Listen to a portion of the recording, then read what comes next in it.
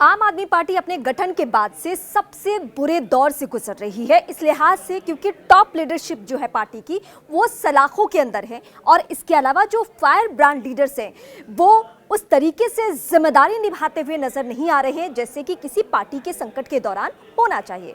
अब मैं सिलसिलावार तरीके से इस वक्त आपको बताने जा रही हूं कि पार्टी के वो कौन कौन से चेहरे हैं जो कहने को तो सांसद हैं लेकिन इस वक्त विदेशों में है। वो सबसे पहले मैं राघव चड्ढा का जिक्र करना चाहूंगी। राघव चड्ढा वो चेहरा है आम आदमी पार्टी के लिहाज से जो कि किसी भी मुसीबत की घड़ी में या अगर केंद्र सरकार से या पीएम मोदी से, अमित शाह से अगर सवाल पूछना हो तो सबसे पहले हमने राघव चड्ढा को ही अग्रेसिव देखा। लेकिन आज की तारीख में वो इलाज करा रहे लंदन में। हालांकि उनकी पत्नी परिणीति चोपड़ा लौट आई अपने फिल्मों की प्रमोशन के लिए, लेकिन उनके बारे में पार्टी की तरफ से ये दलीलें दी जा रही है कि नहीं, डॉक्टर्स ने उन्हें मना किया है, वो अभी देश नहीं लौट सकते हैं, उन्हें कम रोशनी में रहने के लिए कहा गया है, वो धूप में नहीं जा सकते हैं। इस तरीके की दलीलें पार्टी की तरफ से दी जा रही है। 10 सांसद जिसमें से एक इकलौते लोकसभा सांसद ने पार्टी बदल लिया, पाला बदल लिया, बीजेपी का दामन थाम लिया। कल राजकुमार आनंद ने इस्तीफा दे दिया और इस तरीके से पार्टी अपने सबसे बुरे दौर से चेहरों के लिहाज से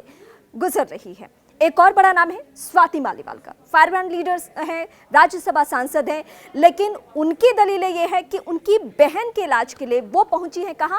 अमेरिका में। वो फिलहाल अमेरिका में हैं और ट्वीट्स के जरिए ही एक्स पे वो पोस्ट करती हैं और पार्टी का स्टैंड रखती हैं, लेकिन वो इंडिया में इस वक्त नहीं है। उनके बारे में भी जब मीडिया के जरिए सवाल पूछा गया तो पार्टी की ये दलीलें हैं कि जब उन्हें वहां से वक्त मिल जाएगा वो फिर आ जाएंगी। लेकिन लोकसभा 2024 के लिहाज से इस वक्त पार्टी चेहरों की कमी से जूझ रही है। हर दिन सवालों के घेरे में आम आदमी पार्टी को लिया जा रहा है। मुसीबत तो ऐसी आ चुकी है कि न सिर्फ सीएम केजरीवाल सलाखों के अंदर है बल्कि इसके अलावा मनीष सिसोदिया चुनावी माहौल में नहीं है।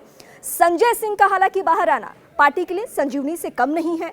वो एक के बाद एक जब से वो पहुंचे हुए सवाल उठा रहे हैं, लेकिन उन सांसदों का भी रहना बहुत जरूरी है जिनके ऊपर ये दारोमदार है कि वो पार्टी को इस मुसीबत से बचाएं। और लोकसभा चुनाव में दिल्ली की जो 7 सीटें हैं, हालांकि उसमें कांग्रेस गठबंधन है, पंजाब में जो माहौल है वहां पे उस तरीके से क्योंकि उनका दबदबा है, वहां आम आदमी पार्टी का प्रभाव है, सरकार उनकी है, तो वहां पे उस तरीके से माहौल बना है। लेकिन आम आदमी पार्टी प्रेस कॉन्फ्रेंस करने के अलावा, सवाल पूछने के अलावा कहीं भी चुनावी प्रचार या उस तरीके से माहौल बनाती हुई नहीं नजर आ रही है, क्योंकि कुछ चेहरों के जहन में ये डर समा चुका है, जो कि संजय सिंह ने भी कहा कि हाँ ये मुसीबत की घड़ी है, बहुत सारे लोग ईडी के डर से, सीबीआई के डर से वो बाहर जाएंगे। और जिसमें मैं राजकुमार आनंद का नाम ले रही थी क्योंकि राजकुमार आनंद वो चेहरे हैं जिनके घर में तकरीबन 23 घंटे से ज़्यादा वक्त तक छापेमारी चली और कुछ लोगों ने कहा कि अच्छा ये डर गए हैं और डर की वजह से इन्होंने पाला बदल लिया है, इन्होंने इस्तीफा दे दिया है। हो सकता है आने वाले वक्त में किसी पार्टी को भी वो ज्वाइन कर ले। और ऐसे लोगों की फहरिस्त भी लंबी है जिनकी गिरफ्तारी आने वाले वक्त में हो सकती है। और ये हम सिर्फ नहीं कह रहे बल्कि आम आदमी पार्टी की जो लीडर हैं और दिल्ली सरकार में मंत्री आतिशी वो भी शक जाहिर कर चुकी हैं। उन्होंने सीधे सीधे सौरभ भारद्वाज का नाम ले लिया, राघव चड्ढा का नाम ले लिया, दुर्गेश पाठक का नाम ले लिया, अपना नाम खुद ले लिया। अब ये ईडी का एक्शन अभी थमा नहीं है। जो पिछले दिनों हाईकोर्ट में आपने पूरा सिलसिला सुना जिसमें गिरफ्तारी को चुनौती देते हुए याचिका डाली गई थी, हालांकि और बात है याचिका वो खारिज हो गई।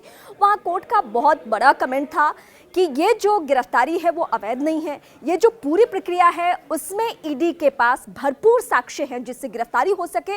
और आने वाले वक्त में अगर एक्शन होता है तो हो सकता है कि पार्टी की जो भूमिका है वो भी सवालों के घेरे में आ जाए और पार्टी के लिए भी मुश्किल हो जाए। तो वाकई आम आदमी पार्टी के लिए सबसे बड़ी चुनौती यही है कि वो इस वक्त चेहरों को भी बचाए, पार्टी को भी बचाए और सरकार पर भी उसका कंट्रोल रहे।